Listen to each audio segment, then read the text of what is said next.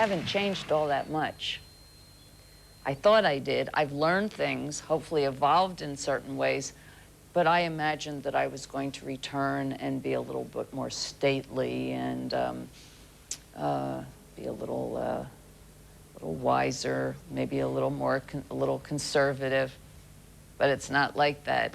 I remember, you know, it's like I still like get enraged and I still feel certain things and I still like, you know, if my microphone stands in the way, I'll still push it away with the same energy. I still feel the same kind of energy coming from the people, from my hand to their hand, if we like grasp hands to shake hands. I'm taking a picture. Hey, Lenny. Got it. So it was very easy for me to slip back, and whether it's talking to media and things, I sometimes, you know, might get bored, but it really isn't that hard. It's not hard at all. I don't like people taking my picture so much anymore.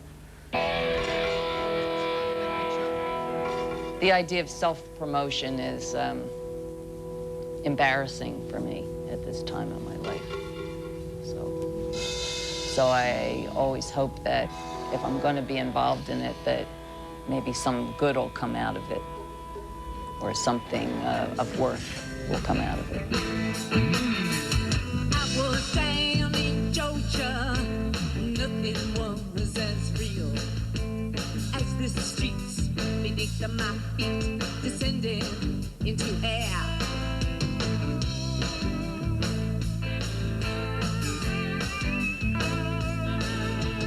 Cotton was a bubbling, the flesh was lean. The women move forward like piranhas in the street, and they spread themselves before me, an offering so sweet, and they beckoned, come on, eat, hey, that's how my cannibal, hey, eat, hey, that's how my cannibal, hey, eat.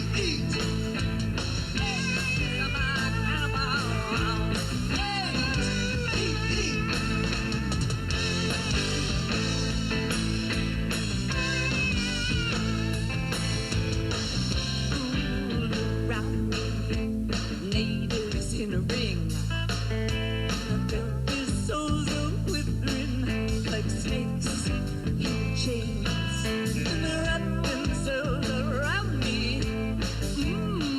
What a treat! I know their tails. He said, "Come on, let's see." Hey, come on, come on. Hey, eat. Oh, hey, come on, come on. Hey, eat. Oh, I was down in Georgia, nothing was as real as the streets beneath my feet, descending into hell. Hey, eat. Hey, eat. Hey, eat.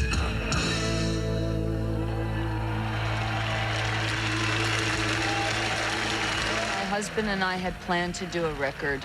He wanted to play live again, and we also were very concerned about certain political issues.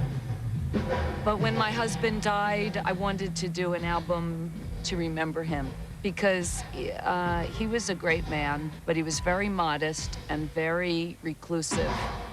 And I want to make sure that people remember him.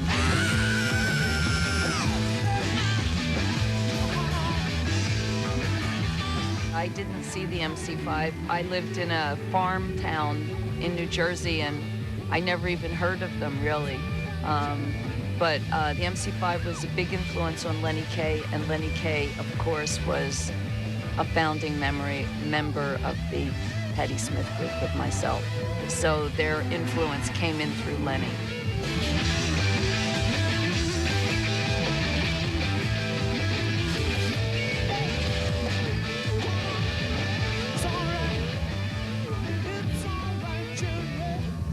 I started reading books very early in life, and my mother started teaching me to read long before I went to school. I didn't quite understand that one could write their own book yet until I read Little Women. In Little Women, one of the lead characters, Jo, and I wanted to be very much like her. She was the rebellious spirit and the strong-minded one, and she wrote her own books, and that was very fascinating to me. And so I started formulating the idea that one could write their own books. I also had in mind I wanted to be like Albert Schweitzer. He was my first real hero. I thought for a while I would do missionary work or something of that nature. So I was sort of torn between missionary work and writing my own book. I didn't quite understand or know about painting yet, or the idea that I still wasn't totally aware of the fact that those options were open to people. I was at this party. All I knew was James Brown and somebody put on Third Stone from the Sun. Everybody was looking at me, so I put out my whistle, the one shaped like a cigar with black pickups. By the end of Foxy Lady, it was pure amp damage. They were banging their pates against the plaster, but I was laughing hysterically. The ones who ripped their wigs fascinated me the most. To watch those bald and slick comet rushes for those shapes rushing the walls. When you go from being the one who went like this in front of the stage to the person on the stage, you lose that excitement of being a spectator, you know. There's excitement on both sides, you know. And being a spectator, you can never have the powerful feeling you feel on stage. I have to admit, it's even better than being with a man, and it's almost better than that. When people like stand up and cheer for you, it's like so moving. There's like a emergence of sensuality and intelligence in French literature. And I don't mean erotic. I mean, there's just a certain sensual musical intelligence in French literature, whether it was Nerval or Baudelaire or Rimbaud, or even somebody as arch and erratic as Artaud. I mean, I got to the point when I was young, if somebody was French, I'd buy it, you know? So thus I started, you know, I found Verlaine and Jules Lafarge and whoever. And I developed a lot of my aesthetics through French literature. I mean, just the way that I dress really came from looking at the 19th century French writers, you know, whether it be Baudelaire or obscure ones. You know, they had a certain way of dressing, you know, with the frock coat and, you know, a big overcoat and like a steamer coat. In my whole life, I was always, no matter where I lived, Chattanooga, Chicago, South Jersey, I was always an outcast. You know, even my own neighborhood, even in my own family, I looked different than my whole family. I always felt alien. Not that I wasn't loved, but the people all thought I was weird looking and skinny and all that. I had an eye patch, which I've since got rid of. When I came, I never had no friends or boyfriends. When I came to the city, my whole life changed. There she is, a poet. I'm kind of a garage punk guitar player, just trying to keep up and learn a new chord every once in a while. And we were very far from what any accepted notion of a rock band would be. And so we didn't really think about where it might go because we didn't know. The work that Lenny and I were setting out to do, and the work that also like Richard Hell and Tom Verlaine, we were all doing similar things in the very early 70s, and that was consciously merging poetry and rock and roll, trying to open up a communication ground, developing a scene. Because in New York in the early 70s, there were no places to play.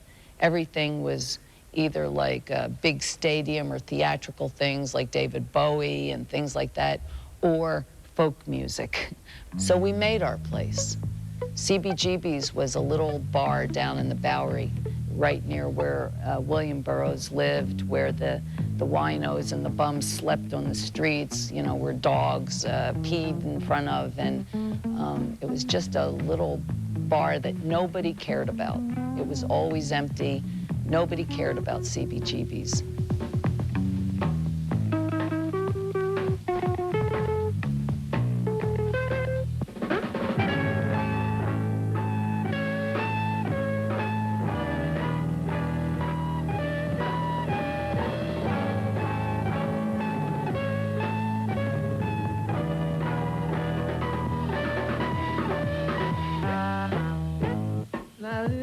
kind of Jew.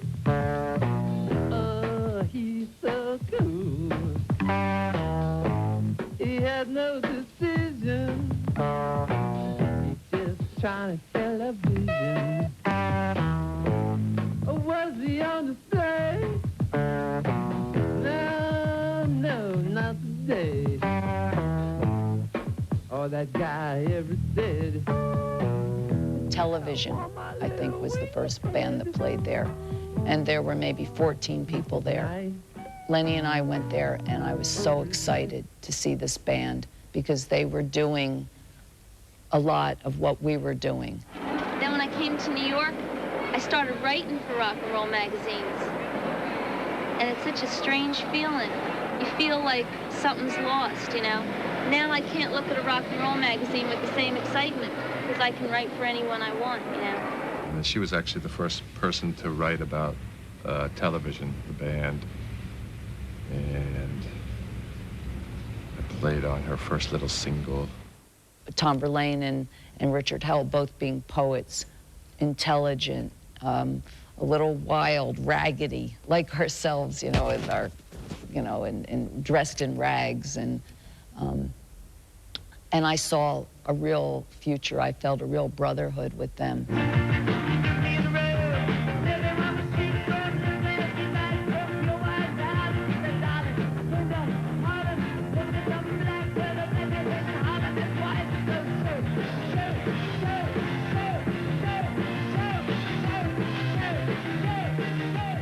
We just wanted to excite ourselves.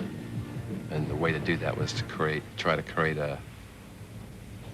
some kind of new sound, although it might sound pretentious. We didn't want to play Chuck Berry rock and roll. We didn't want to play Rolling Stones, you know. We wanted to do something that was,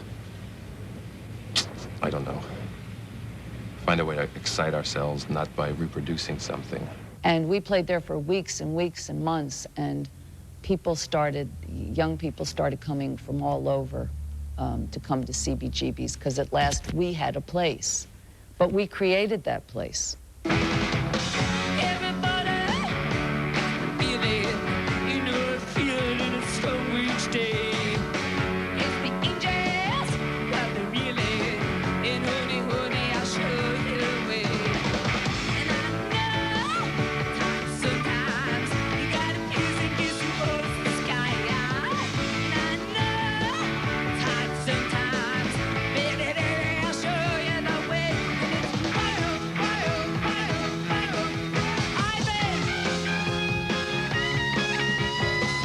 Bands started forming, like the Dead Boys, and then of course television, and then Talking Heads came, Blondie and Ramones, and it was a good period, but no better and not even as good as tomorrow's period. I love scenes. It's like almost the bands sometimes are incidental. I wish I could have been over in England when the Manchester scene happened. You know, because there's like a little specific instance of a sound that suddenly captures the attention of the world. Early, mid-70s was built on that desire, that energy to reclaim and reinvent rock and roll. Inject it with painting, poetry, politics. Scenes are made by people. Scenes don't invent themselves. If you really put your eye to it, you can see that kind of thing happening all over any year. You could really see it in Seattle because the bands were somewhat similar to the band ideals of the 70s. But when the hip-hop thing first started, you know, out there in Queens, you know, I'm sure that the same group of people who just were doing their music and the bolt of lightning struck them.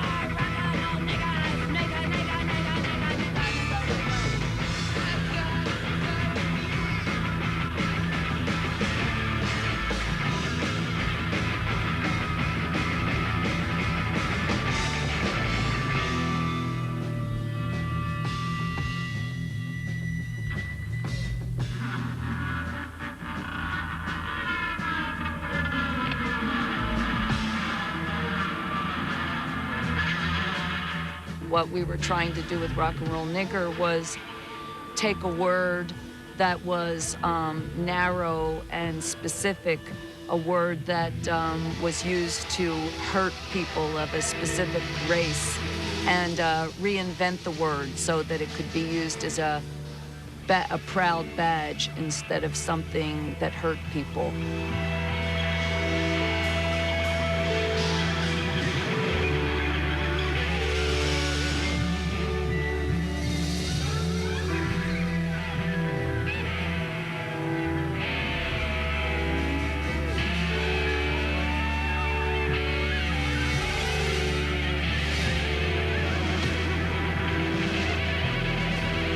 I improvised a lot of poetry on stage, and I was very good at it. I could just spill language on stage. And then one day, it stopped happening. All of a sudden, it just stopped coming. But I had so much to express. So I picked up an electric guitar, but I didn't want to play songs. I wanted to express sonically the things, the language that was no longer coming. We improvised quite a bit in those days, and I listened to a lot of John Coltrane and Albert Ayler, and really started studying sound.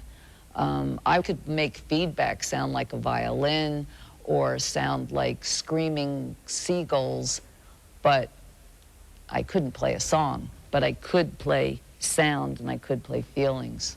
I don't really think of Patti as a female artist, because our whole point as a band was to move beyond definition of race, definition of gender, definition of musical category. You know, we wanted to have the freedom to be able to have a hit single or a field of noise. I think Patti wanted to explore all the different genders. It called for a certain androgyny, no matter what our sexual inclinations were. And in that way, you find your freedom. Jala kiss, Mr. Death. I'll kiss, Oscar Wilde. Ja lives, Mr. Thorpe. Time is now. Time is now. The boy looked at Johnny. Johnny wanted to run.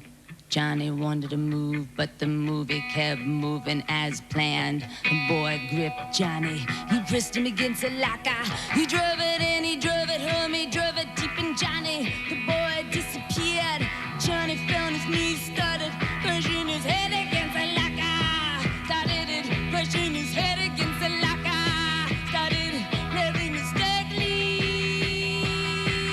When suddenly, Johnny gets a feeling he's been surrounded by horses, horses, horses, horses, coming in all directions, white, shining, silver, studs with the nose in flames.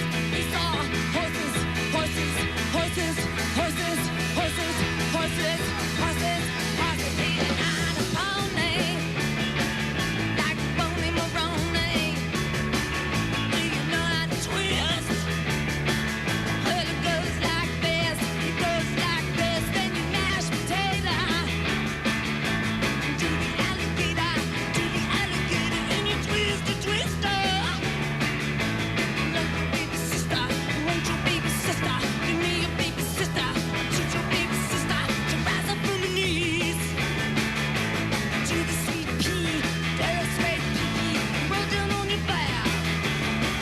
See it like that, like that, like that, like that. And then you do the what you see, do the what you see. Like his still holds.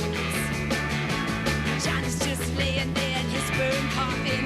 Angel comes up to him and says, "Can't you show me nothing but surrender?" Johnny gets up, takes off his leather jacket, takes to his chest. There's the answer he got. Head knobs and jackknives and switchblades for bird. Switchblades for bird. They cry, they scream, say, "Life is still pain." They're pushing through my veins, and I fill the earth with snow.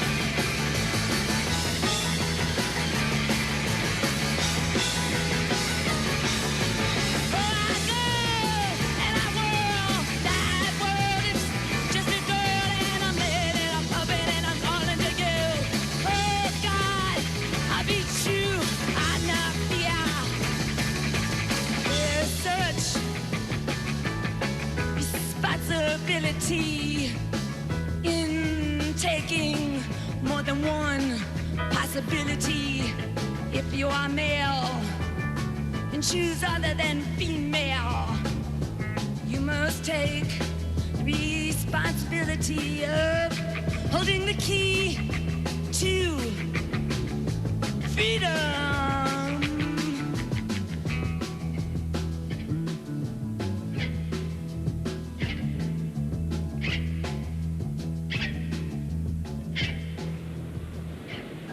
This is the first place I came to in New York, was the Chelsea Hotel, because Dylan Thomas, like, was one of my big heroes. And so, like, Dylan Thomas used to hang out on this very roof. And I'm sure, like, he threw up a couple, one too many rums or something off this roof. Looked at the old Empire State Building right here. And I've always, liked to be where the big guys were, you know. I was living at the Chelsea Hotel at the time, and it just seemed like an interesting idea. I just thought it would be interesting to have a ring through your tit, because I had maybe seen it in a movie or something, but it wasn't something anybody had at that moment. As a friend, he helped me to build confidence in my work and to think of myself, even in a youthful time, because we knew each other when we were 19 years old, as artists, to have a concept of oneself as an artist. That was always really important to Robert, not as an apprentice, not as a student, but as an artist. I was kind of naive or primitive in the sense that I just got a Polaroid camera and I started taking pictures. I've been perfecting it over the years, but it was all there from the start. And when I first started taking Polaroids, I was working with photographs that dealt with sexuality, portraits. At the time, it was Patti Smith, because we were living together. I mean, probably the first portraits I took were of her. It was the first indication that God had met his match. It was the first indication. Someone this is the indication to be initiated. The basic theme, I guess, is the struggle between heaven and earth, good and evil. At this time, very. One reason I guess I'm quite thankful that I'm the age I am, because I was able to live through the whole 60s, and you know, I was an art student. It was perfect, you know, perfect timing to go through those changes which we all went through at that time, I think. It's a moment that I'm glad I sort of experienced here in New York. New York is the thing that seduced me. New York is the thing that formed me. New York is the thing that deformed me. New York is the thing that perverted me. New York is the thing that converted me. And New York's the thing I love, too. Yeah,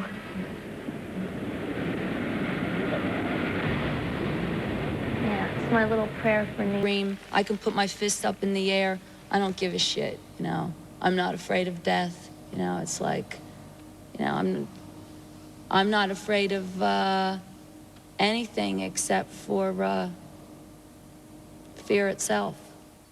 I don't really care to, at this point of my life, analyze my youth or blame any particular aspect of my youth for this or this or this. You know, I really, I had work. You know, I had vision. I had drive, and so I had a calling. So I really, no matter, you know, how difficult things might have been around me, I still, in looking at my life, consider myself a very lucky person. break on through the other side is just like going through one door. One door isn't enough. A million doors aren't enough. You have to go beyond one reflection, beyond the mirror.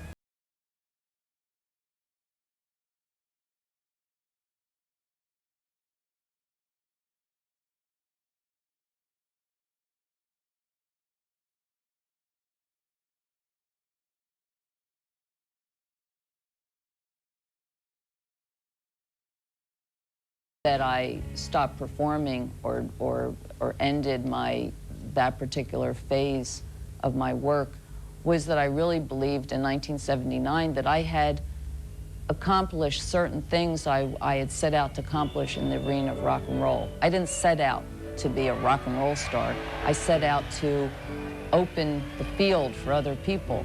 I set out to help raise rock and roll to it as an art form, as well as keep it raw. Take me now, baby, here as I am. Pull me close, try and understand.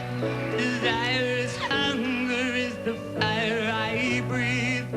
Love is a banquet for which we feed.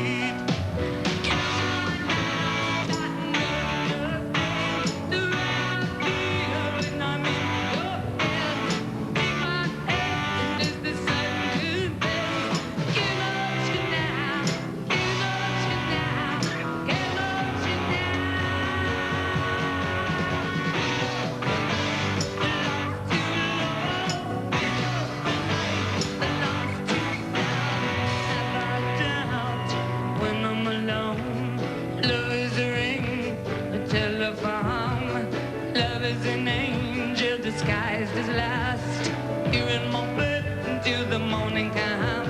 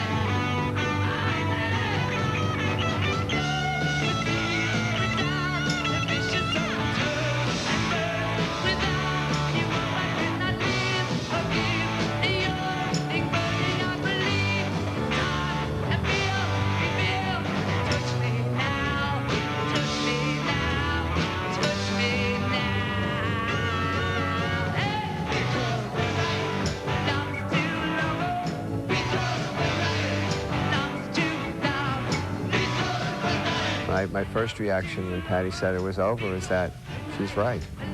You know, what else could we want from music except to maybe make money from it, which has never been my prime directive anyway. We had accomplished nearly everything we set out to do as a band. You know, we'd even had our hit single. You know, we toured the Western world. We'd made 4 albums that I feel are each very strong in their conceptions and tell the story of the band well. If you do a great piece of work or a good piece of work, it will endure.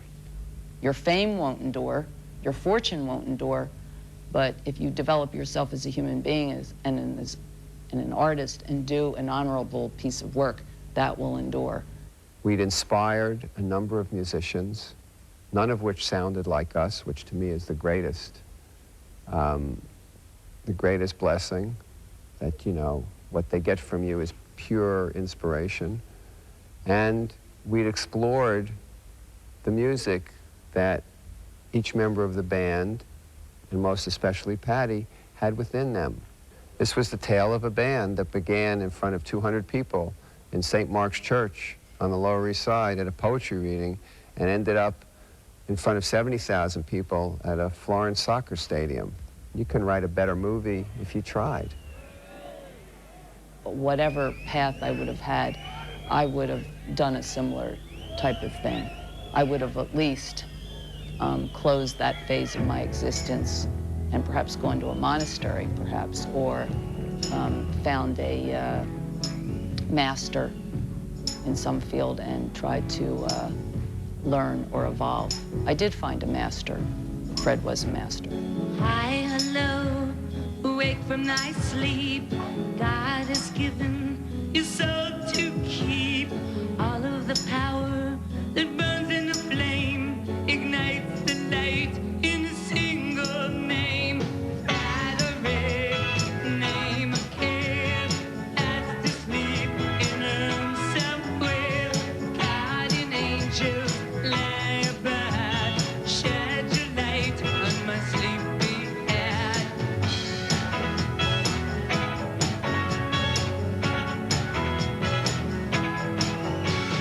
On the threshold, yearning to sing.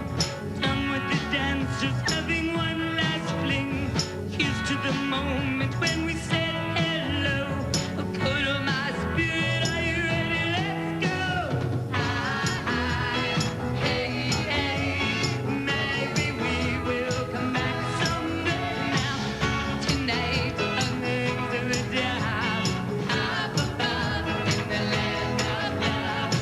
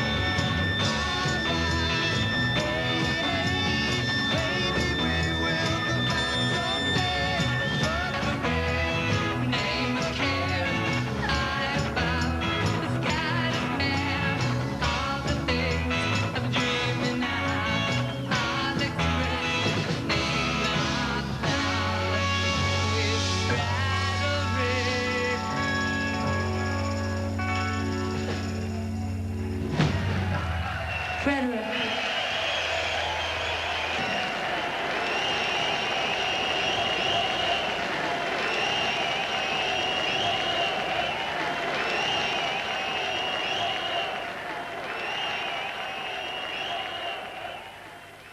Through the 80s, where I was really living very quietly and studying, writing, and raising children, and developing very high communication with my husband, in coming back, I see that we haven't progressed too much. I think that we have ways to globally communicate through rock and roll, through the new technologies such as internet and things, which I can't claim to totally understand, but there is a lot of global communicating going on. It's just we're not doing anything with it. We have a world that's filled with environmental crises. We have species going extinct. The whole planet is imbalanced. And it's man's responsibility to do what he can to unify and balance our planet. I don't know what it's going to take for us to stop being so nationalistic and I don't just mean America, I mean all strong countries, for us all to like merge and come together and help one another, but help one another deeply. I mean, really seriously exchange information and help each other and feed each other. I don't know what kind of crisis has to happen, but we have to wake up. I mean, we have to, well, anyway, sorry.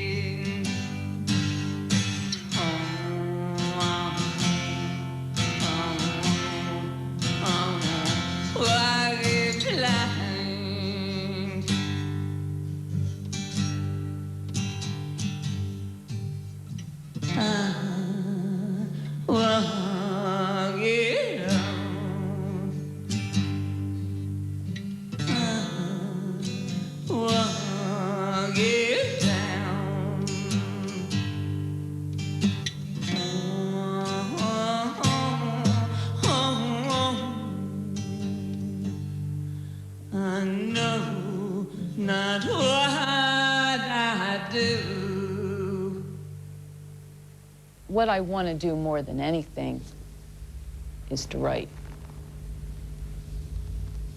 Right now, it seems that my path seems to be involved in music and performing and communicating with people. Perhaps right now, that's what's chosen for me. It seems like it is written that this is the particular work that I should be doing.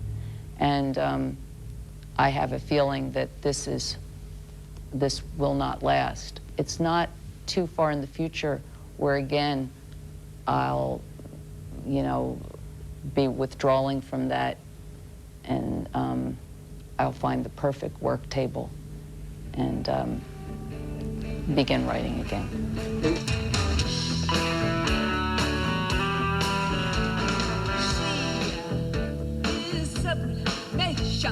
She is the essence of thee. She is concentrating on thee. Concentrating on she. Going that way. I spin so ceaselessly. He's taking over me. I'm